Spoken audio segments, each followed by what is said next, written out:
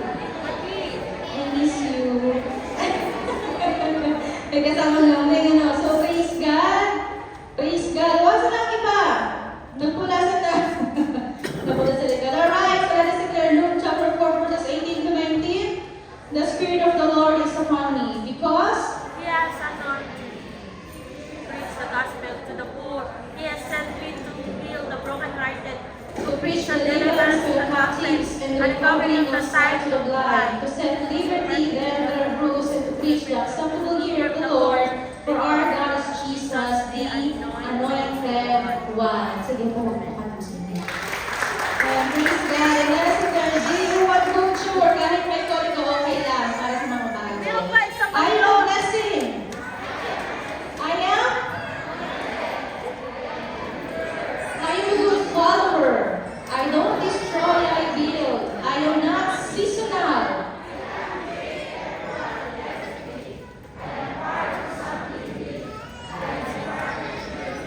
And I am not extreme. Yan, praise God. Grabe, na-miss ko ang iba dito. Si Shelly, we miss you so much. Yan. Sino pa ba? Si Vin, tsaka si Bro Salma. Nasaan si Salma? Ano yung duty na ulit?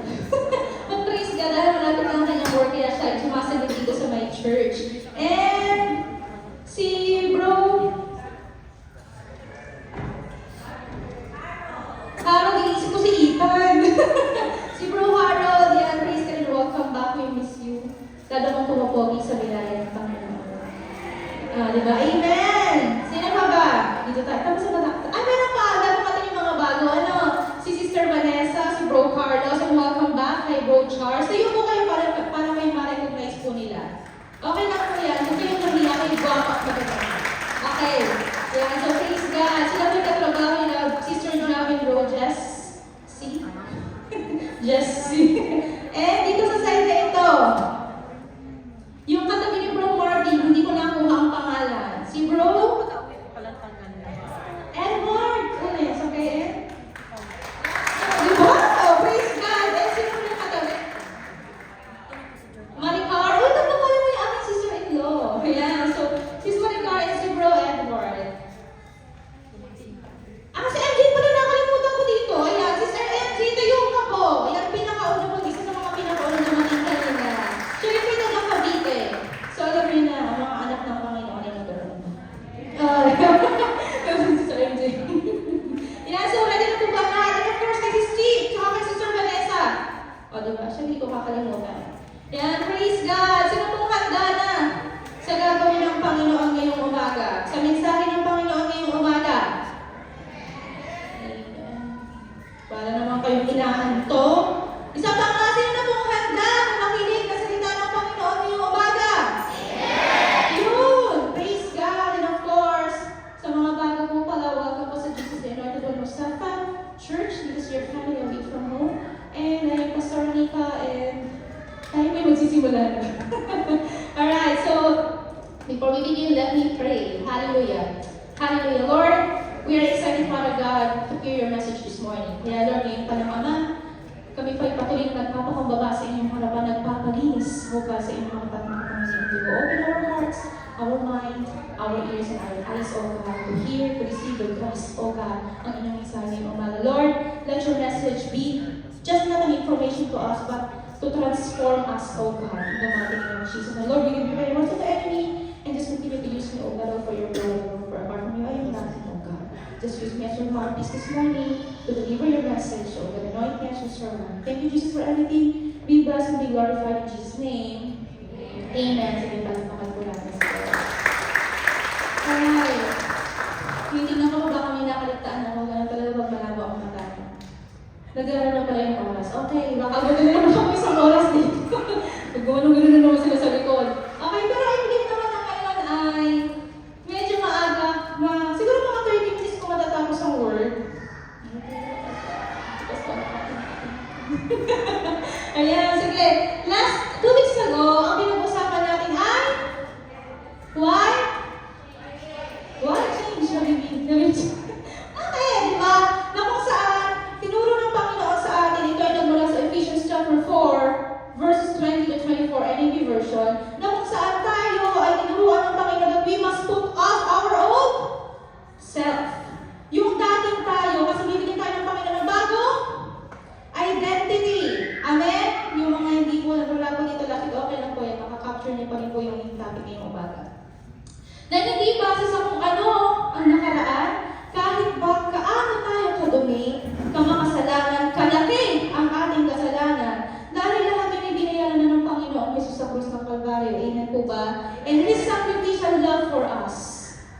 sinners, lahat po tayo, we have to do something.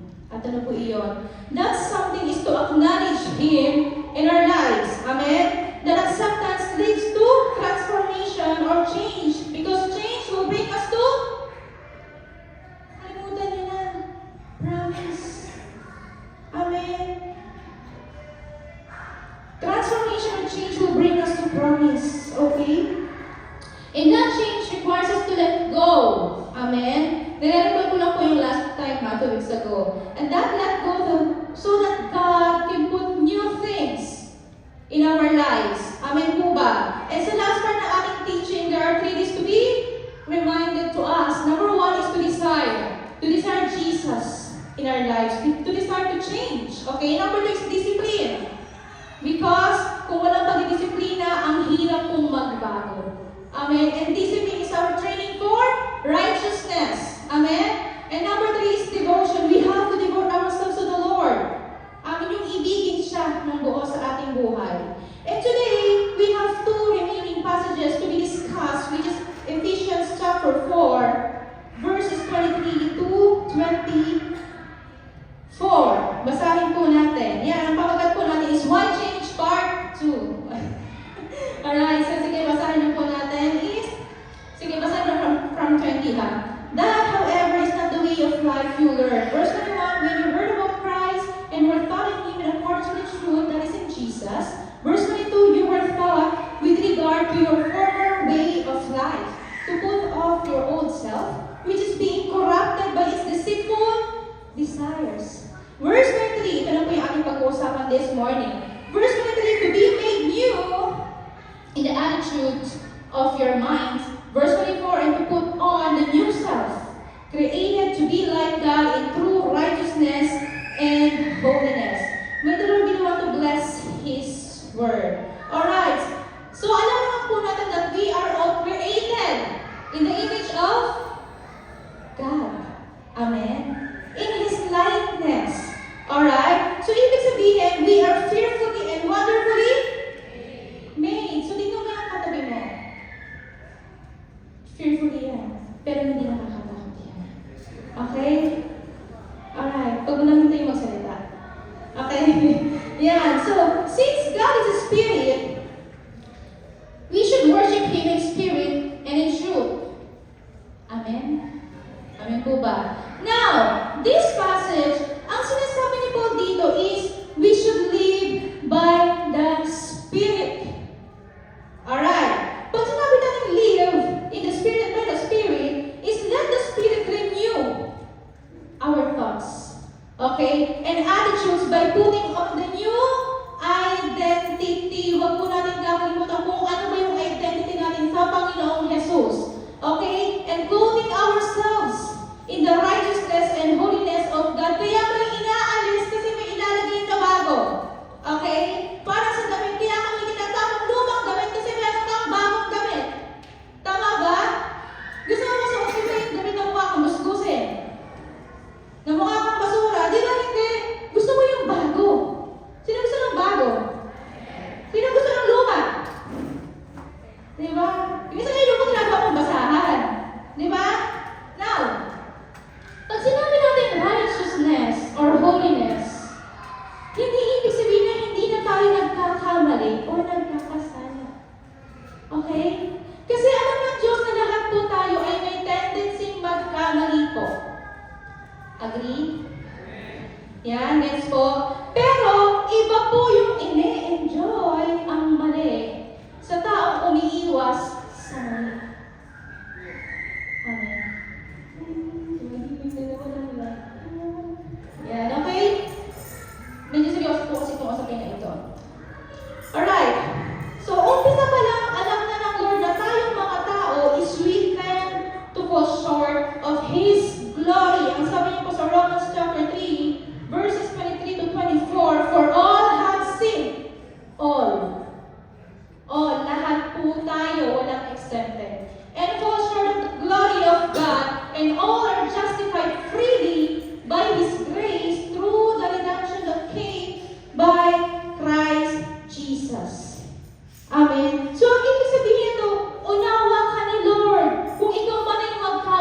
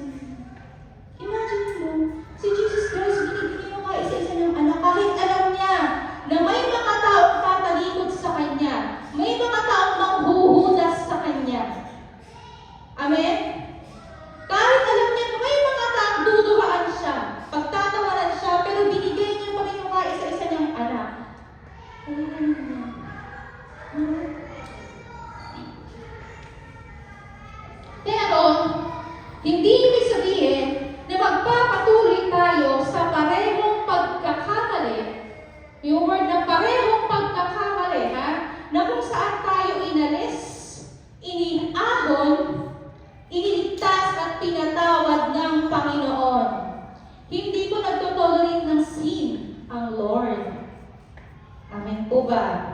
Kasi siya ay holy. Non-negotiable po ang holiness ng Panginoon. Alright? Malinaw po?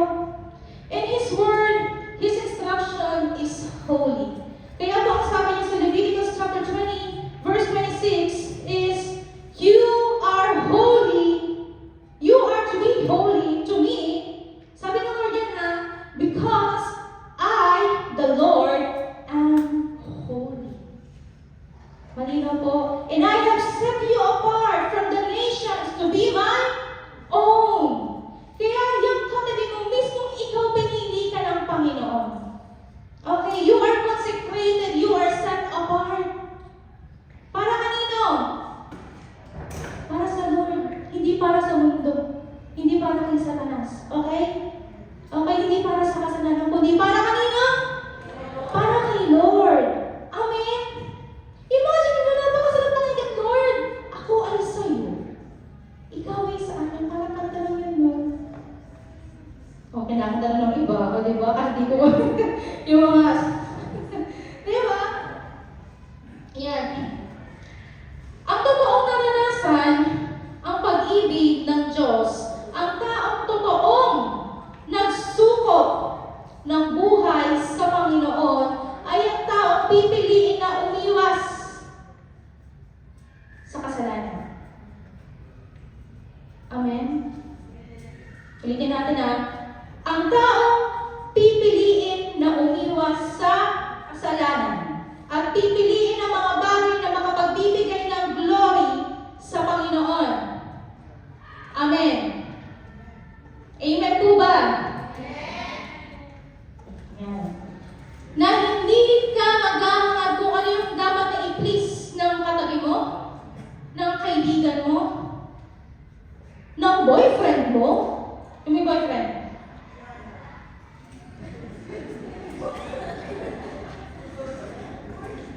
O girlfriend mo, parang fair naman, no? O girlfriend mo, ayan ano. Kundi kung ano yung nakaka-please or nakakalugod sa Lord. Amen. Natandaan ko nung kami single pa ni Bro JP. Ako ay sobrang blessed na nakita ko muli ang aking asawa na tumugtog sa harapan. Sabi niya sa akin ng Thursday, mahal. Yan po endearment namin yung mahal dito. So may mahal endearment dito. Parang lahat ata.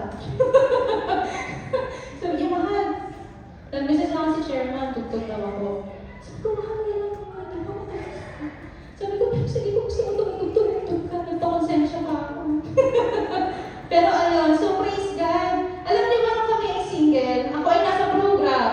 Ako rin po'y taga-assist sa mga bago, naglalagay ng mga sobre sa upuan, nag-aalis ko ng mga bread and wine, ng mga juices, at nagtataas ng carpooling, nagbababa ng carpooling. Okay, ganun na ako noon, okay?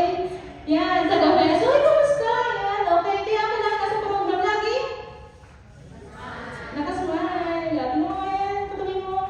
Hindi ang program pero nakasmile yan. Alright. Nung kami yung single ni JP, hindi kami napagkakamo ng mag-boyfriend or girlfriend. Alam niyo kung bakit? Nasa program ako, nasa likod ako. Siya ay nasa media. Yung pwesto ng media, gantong-ganto. Wala pa naman upo sa media. Okay. Ganto-ganto. Nasa harapan ako, nasa likod. Kaya nung kami pinag-pray na February 2020, bago kami magbakasyon, sabi ng iba, ay, kakasal na pala yung dalawa. Parang hindi halata. Doon nila nalaman na kami pala ay mag-fiancé na. So, anong point ko doon? Ibig sabihin, habang ikaw ay single, o kung ikaw man ay nasa season na alam mo meron tinuturo ang Panginoon sa iyo, bigay mo sa Panginoon, maximize your season. Mga single, parang walang single dito. Parang ayaw na gawin ako, basta hindi ako single ha. Meron na kayo sa akin, naghihintay na ako. Diba? Mga single dyan, maximize your season at hindi mo kailangan. Kami na may mga rules kami noong single kami. May mga rules kami. And that rules is to glorify God. And I believe na even kayo, na mga single dyan, na ikakasal in the future, na kayo ay meron ding rule for God's glory. Amen. May boundaries. Amen. Sino nag-set ng gano'n? Praise God. Praise God. Yan. Amen daw ah. Nakulogan ng akin. 5%. Okay. Mukhang kailangan ko bilisan to. Hindi ko makita. Wait lang. Wait lamang po. Ayan. Okay. Yan. Alright. Yan, okay. Alam niyo ba, merong isang character sa Bible na gusto ko lang yung pinag-uusapan. Hindi ko siya kinamalitas, ha? Kundi gusto ko siyang pag-usapan dahil gusto ko ang ginawa niya para sa Panginoon. Walang iba kundi si Joseph. Si Joseph, bakit? Siya lang naman ay merong mga kapatid na siya'y binenta sa mga Ishmaelites. At nung siya'y binenta, binenta rin sa mga Egyptians. Alright? At dahil doon, instead na magkaroon siya ng sama ng loob sa kanyang mga kapatid, dumating ang time na nagkaroon po ng famine sa Egypt. And that time, pumunta po yung kanyang mga kapatid doon. Okay? Para humingi ng supply. Ayuda. Okay? So talagang yung ayuda. Okay? At na-recognize siya ng ang kanyang mga kapatid. Pero alam niyo ba, wala siyang ginawa na anything para mapahamak yung mga kapatid niya. Bagkos siya ang nagpatawad. Anong decision niya? To please God and to glorify God. Kasi bakit? Alam niya na yun ay kasama sa parang ng Panginoon na mapunta siya sa Egypt. Pangalawa, siya ay sinudus lang naman ng asawa ni Potiphar. Si Potiphar po ay may mataas na langgo po sa Egypt. Alright? Pero alam niyo ba, sabi niya yung iba, di ba, eh, siguro si Joseph noon nagwapo, matigas ang pangangatawan, siguro alaopa. Opa, matipon mo. Alright? Siguro ganun siya kasi naatin sa kanya yung asawa ni Potiphar eh. Pero alam niyo ba, dinagman niya. Di ba minsan kasi sinasabi ng iba, yung patukan ang lumalapit sa'yo, tutukain mo na lang, hindi mo nga tinuka. May ganun, di ba? Pero alam niyo ba si Joseph, hindi niya pinansin yung asawang ni Potiphar. Bago siya ay tumakbo. He ran away. He flee from that sin. Gets po? Kaya po, sabi mo sa James chapter 4 verse 7 is, submit yourselves then to God, resist the devil and he will flee from you. So, ibig sabihin mo na, when we submit, when we surrender our lives to Jesus, pipiliin mo ang lumayo sa kasalanan. Hindi yung, sige, lapit pa kayo, okay lang yan, hindi nakikita ni pastor at pastora. Pero nakikita ng Lord. Amen? Malinaw po. Now, napakabiyaya ng Panginoon. Habang umaawit tayo kanina, sobrang blessed. Sobrang nakaka-bless ang Panginoon dahil tunay nga naman na sa biyaya. Sa biyaya, talaga naman, biyaya, puro biyaya ng Panginoon na tayo nandito. Na tayo nabubuhay. Sabihin ko ba yung lyrics? Diba? Ang sarap awitin. Kung alam mo lang, napasabi ko lang na ikaw ay nabubuhay sa purong biyaya ng Panginoon, hindi mo sasayangin. Hindi mo sasayangin. Kaya alam niyo po, yung grace ng Panginoon, it is by the grace of God that we have been saved. Okay? Hindi sa kung gaano makabait, hindi sa kung gaano makabuti, hindi sa kung kahit napakaganda pa ng grades mo nung ito'y nag-aaral, kahit napakarami pa ng achievements mo, kahit ito'y may maraming charity na tinutulungan. It is by the grace of God that we have been saved by faith. Amen. By faith. At ang Panginoon, siya ang pumili sa atin. Hindi tayo ang pumili sa Kanya. Lord, piliin mo ako. Lord, pinili kita kasi mabait ako. Hindi ganun. John chapter 15 verse 16 says, you did not choose me, but I chose you and appointed you so that you might go and bear fruit. Sabi dito, you did not choose me, but I chose you and appointed you so that you might go. Go! Hindi mo balik sa dating buhay, kundi go and bear fruit para mamunga. Amen po? Fruit that will last. And so that whatever you ask in my name, the Father will give you. Amen po? Malinaw po ba? Na hindi tayo ang pumili sa sa Panginoon, kundi siya ang pumili sa atin. Kaya alam niyo po ba, when we think about grace, we have to think that it is not a ticket or a license for us to sin. Grace is not a license for us to sin, enjoy sin, and live in sin. Pastora, lagi ko naman narinig sa iyo ang sin. Alam niyo bakit? Kasi nung bago rin ako, ilang beses nililig ni Holy Spirit sa akin ang word na sin. Hindi para i-condemn. Hindi para i-condemn ako, kundi para iayos ang buhay ko. Para mabago ang buhay ko. And I believe na lahat tayo dito, ang plano ng Panginoon sa atin is ayusin, magkaroon tayo ng buhay na ganap at kasiyasiya. Amen? Sabi nito, the grace of God is not a ticket to sin without consequences. Na lahat ng ating ginagawa palagi may bunga. Okay? For the wages of sin is death. Amen? Nasa Bible po iyan. But rather, grace is a means for our spiritual growth.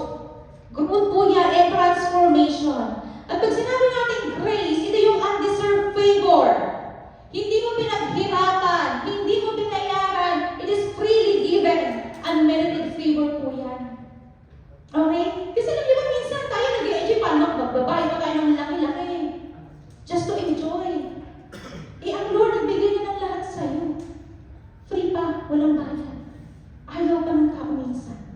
Salvation. Andiyan na. Ayaw pa. Bakit? Nag-i-enjoy pa. YOLO. You only live once. I want to live my life at the fullest. Ganun daw ang kanilang business. Bata pa ako, gusto ko na mag-enjoy. Pero pag matanda na ako, ayaw ko na mag-good.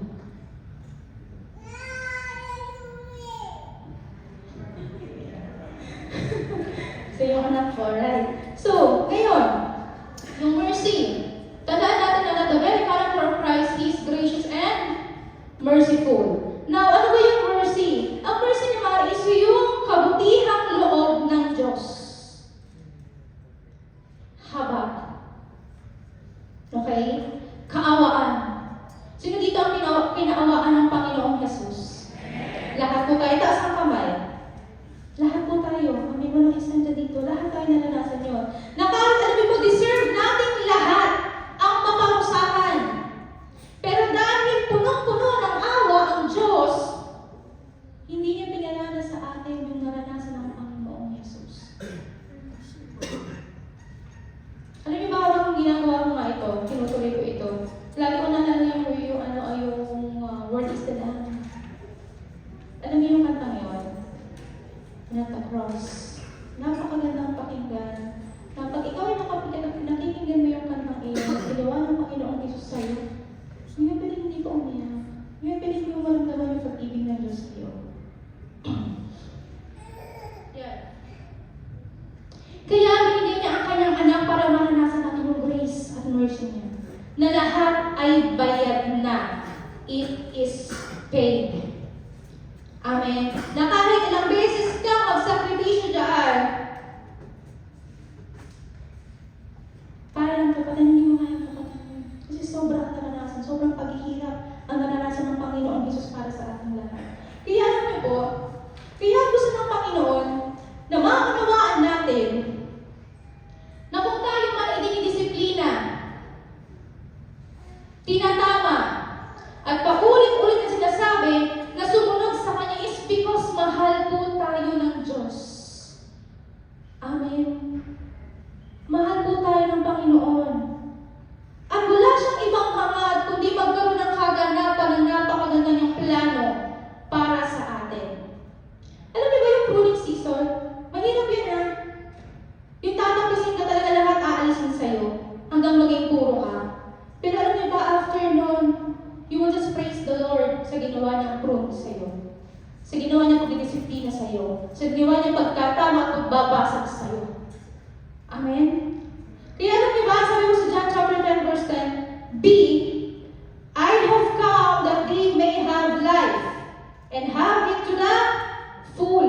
Ito yung sinasabi natin, full. If you want to live your life to the fullest, live your life for the Lord.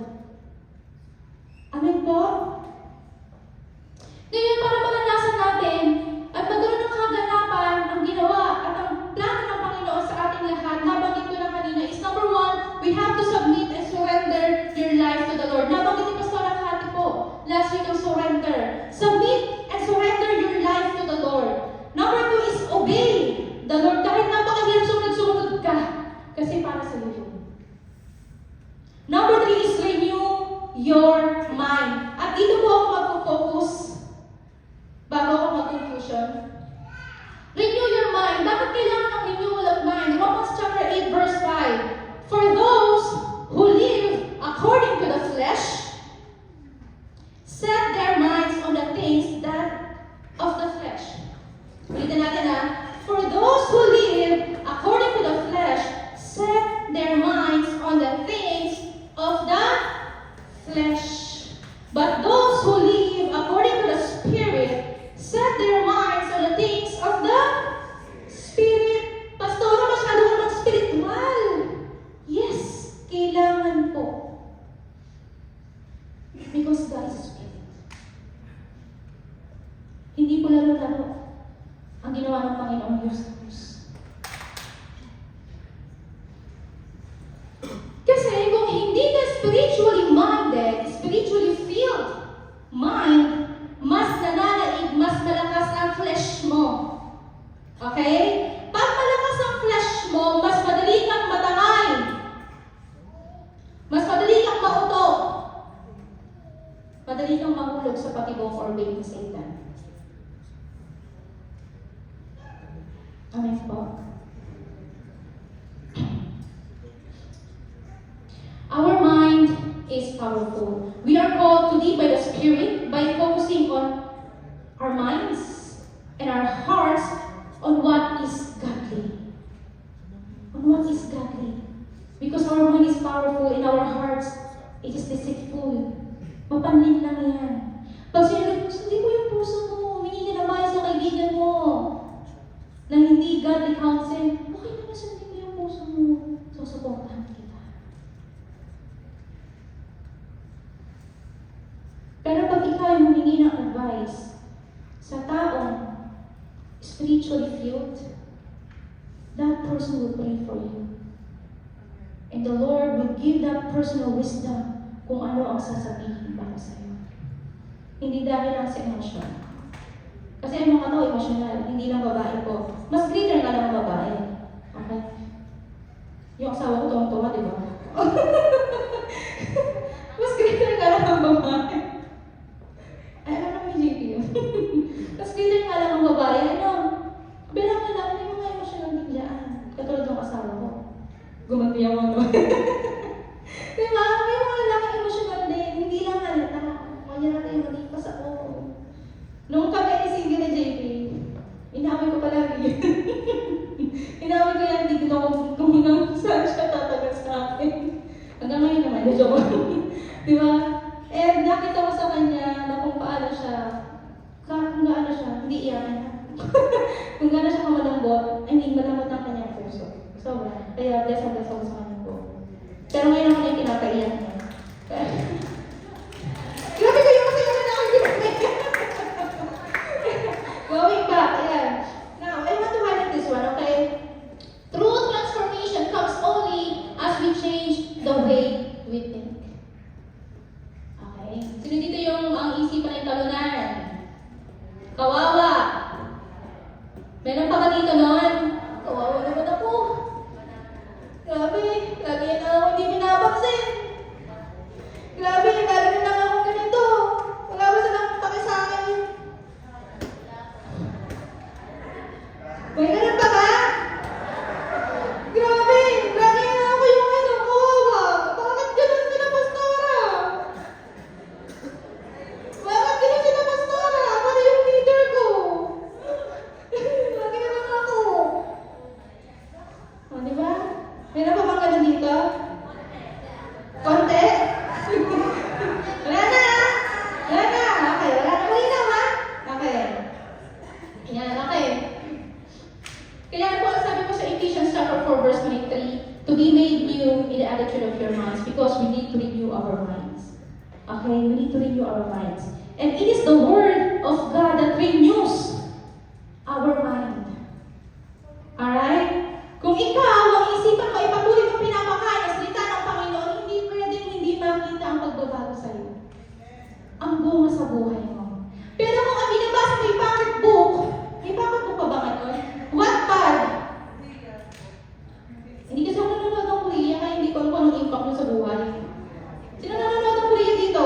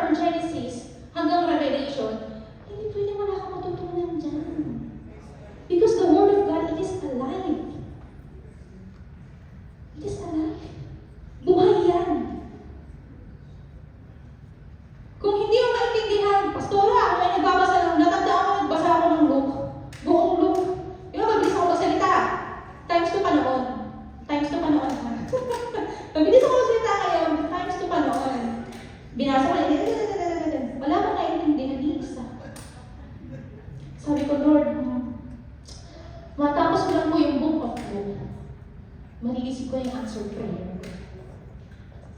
Wala akong naisip na answered prayer kasi wala naman akong naintindihan sa Luke. Di ba? When we read the Word of God, we have to pray. And to let the Spirit of God and the Holy Spirit speak to us through that verses. Okay? Kaya mahalaga pa ang devotions. Devotions, mahaba nga naman hindi ang mahalaga ito yung nagkabas ng salita ng Panginoon at devotion. Okay. Ayan.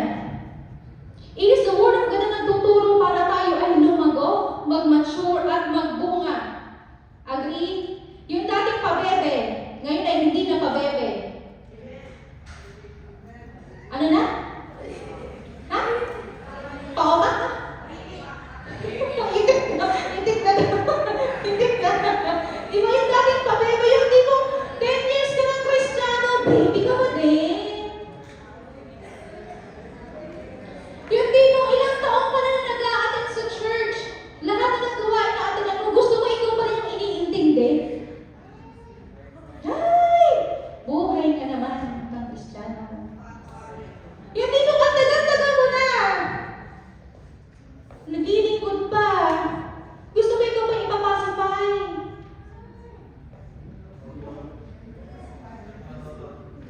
Pacifier sa baby, para tumahimik sa gabi. Lagi ka ng pacifier. Diba? Lago-lago din pag may time. Kailangan din kumain ng solid food. At kasama sa ating solid food ang correction. Ang review. Kasi naman na pinapamper ka, hindi mo lahat ipapamper ka. Okay? Na hindi pwedeng split at hindi pwede na puro milk ka lang tayo. Kaya pwede bang tingnan mo yung katabi mo at sabihin mo, kapatid, hindi na tayo libihan. Pero kung may mga bago, okay lang yan. Okay? Alam niyo naman sa sarili niyo. Basta marunong ako ang baby. Paano yun? Di praise God, mukha kang baby. Baby face. Di ba? Pero spiritual, baby pa? Hindi na, di ba? Yan. Okay. Okay. Romans chapter 12, verse 2. Do not be conformed to this world, but be transformed by the renewal of your mind, that by testing you may discern what is the will of God, what is good and acceptable and perfect. Okay? Every day, we need to take time to study the Word of God. Bibilisan ko na po. Kasi 1% na lang yung ating ano. So we can purposely think according to what it says. Alright? With the help of the Holy Spirit, we can have the mind of Christ kung sino ba tayo at kung ano ba dapat ang natin isipin. Alright? When your mind is changed, di ba ito na dito Ayan. When your mind is changed, your life will be transformed. Where your mind goes, your life follows. Ibig sabihin, ganun ka-powerful ang ating isipan. Okay? Di ba pag nagkaroon tayo ng encounter sa Panginoon, puspus ka, lalo ng MGR. Sino yung MGR dito? Lahat po tayo, naramdaman niya, naranasan yun. Naranasan yung deliverance power ng Lord. Pinatawad sa lahat ng ating kasalanan. Nababago po ang ating isipan. Nagkakaroon tayo ng renewal of thoughts and mind. Agree? Na hindi na tayo madaling kumagat sa patibong ni Satanas. Kaya ang mga tao sumusunod sa salita ng Diyos ay wise. Matalino, hindi fool. Okay? Nasa Bible po yun. Hindi po fool. We are all wise. Amen. Tumaas ang kami ng mga wise. In Jesus' name. And alam niyo ba, when you have the mind of Christ, ito yung nakita niyo lang kanina, you are not a sinner trying to get holy. Okay? But you are a saint fighting sin. Anong sabi sa Luke chapter 20 kanina? That we are set apart, consecrated among the nations. We are His saints. Pinili tayo ng Panginoon. Okay? And pag alam mo sa sarili mo na ikaw ay pinili ng Panginoon, naranasan mo yung pag-ibig ng Diyos, you are a saint fighting sin.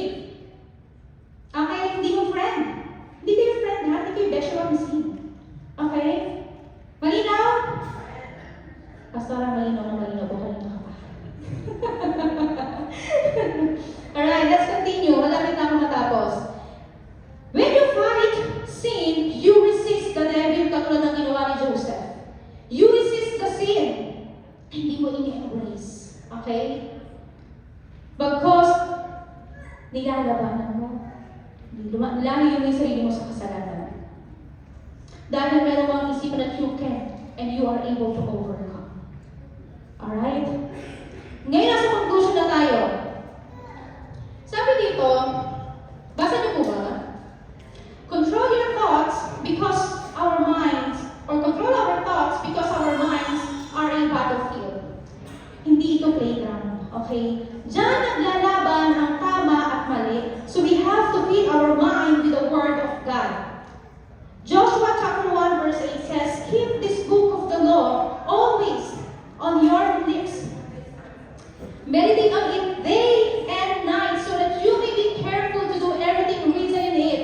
Then you will be able to be prosperous and successful. Ano ba? Confess what you believe.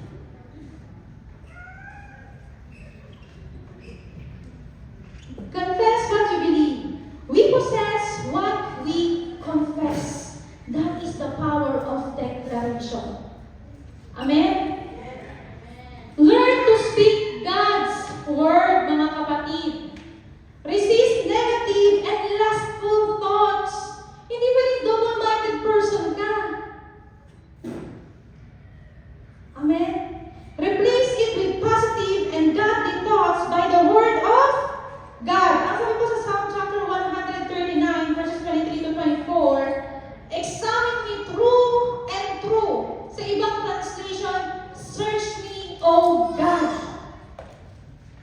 Sabi ni Sister Lady kanina, sino po dito na sincere? Diba? Search me, O God, examine me true and true. Find out everything that may be hidden within me. Put me to the test and sift through all my anxious cares. Palitan mo. See if there is any path of pain. Yung pain na word sa ibang translation ay sins. Okay? I'm walking on. Nanilalakaran ko na ginagawa ko. And lead me back. At ibalik mo ako to your glorious, everlasting way. The path that brings me back to you. Amen. Now, I want you all to stand up.